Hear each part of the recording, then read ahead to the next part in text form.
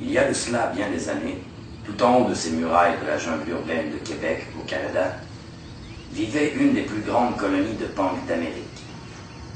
Depuis la fin des années 90, il y en a de moins en moins. La longue migration qui les caractérise, comme chez certains oiseaux, les ont menés à se concentrer en masse sur l'île puante de Montréal, jungle plus vaste dont les territoires regorgeants de richesses abritent plus d'1 million de diverses créatures. Quelle que soit la région qu'il a choisie pour nicher, le punk d'Amérique est mué par plusieurs instincts, dont celui de la reproduction et du rock'n'roll. En des endroits encore viables, on a retrouvé les vestiges d'une civilisation ancienne, une colonie jadis florissante. Qu'en reste-t-il aujourd'hui? Et comment le punk d'Amérique œuvre-t-il pour maintenir sa lignée et l'avenir de son espèce?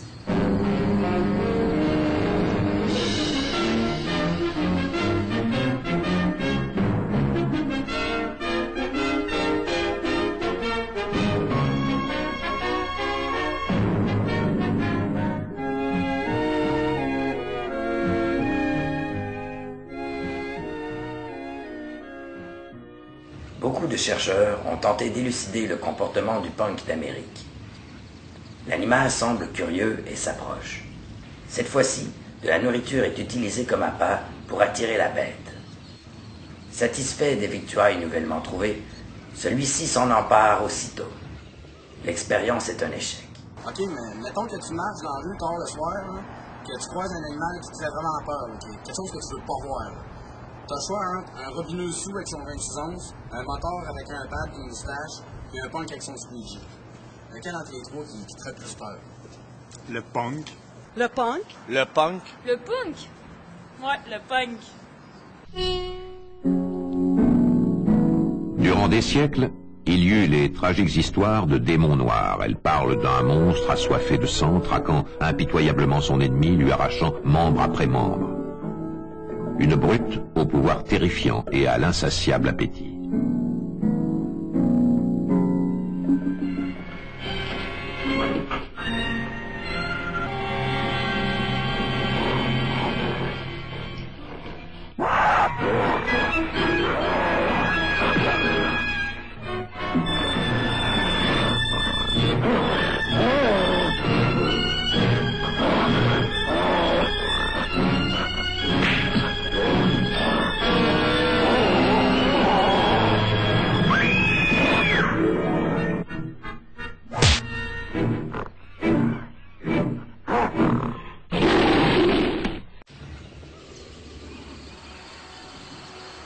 La période de la mue finit de s'opérer.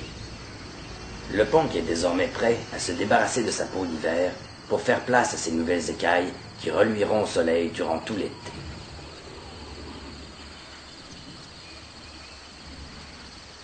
Le punk d'Amérique, avec sa collerette d'écailles et sa crête hérissée, a un système de défense qui effraie la plupart des autres animaux.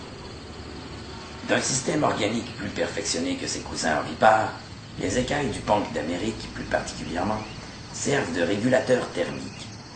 En polarisant la lumière du soleil en chaleur, il augmente la température des autres couches de sa peau. La saison chaude a commencé. Au renouvellement des cycles perpétuels de la jungle urbaine, s'est ajouté le punk d'Amérique, qui vient d'amorcer son mouvement migratoire. Depuis d'innombrables lunes, il est resté terri en ermite au fond de sa tanière, épuisant ses provisions pour maintenir ses réserves de graisse. Pouvant parcourir d'impressionnantes distances, le punk d'Amérique est un des derniers mammifères cloutés à migrer pour assurer sa survie. Après de nombreuses escales en différents points d'eau de pétrole et de dépanneurs, il arrive bientôt à regagner la jungle qu'il a vu grandir.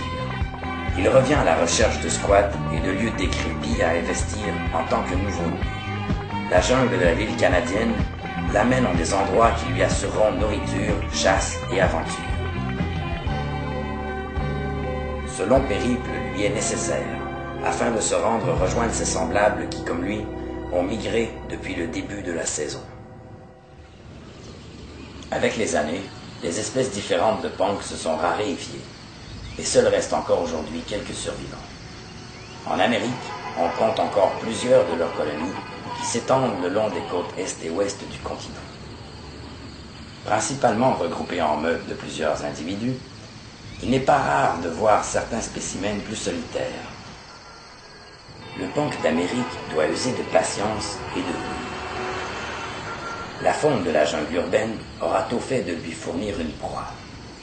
Durant la saison chaude, il n'est pas rare de percevoir le punk d'Amérique à la recherche d'endroits propices à se détendre. La richesse culturelle des jungles urbaines est très variée et on peut observer bon nombre d'espèces à l'état sauvage. L'environnement s'y prête merveilleusement, si bien que les curieux du monde entier peuvent venir admirer l'animal dans son habitat naturel, comme le montre ici ce vidéo amateur filmé par des touristes américains du Connecticut. Look at the rack on that. God damn. A family of them. Scare him away. Wait till he gets in range. There he is. Down. Check out, check out. Oh, come on, baby. That is a beautiful buck. That is a monster creature right there.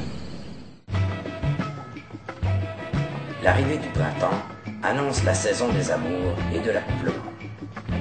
Depuis un certain temps, le punk d'Amérique s'affaire à trouver une partenaire.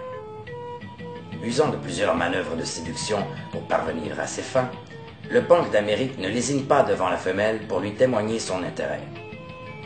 Le succès chez une partenaire peut dépendre de peu de choses, et le couple tout juste formé donnera bientôt naissance à une nouvelle génération de punk d'Amérique. Choisir un bon emplacement pour le nid et élever les petits deviendra bientôt une priorité pour le couple.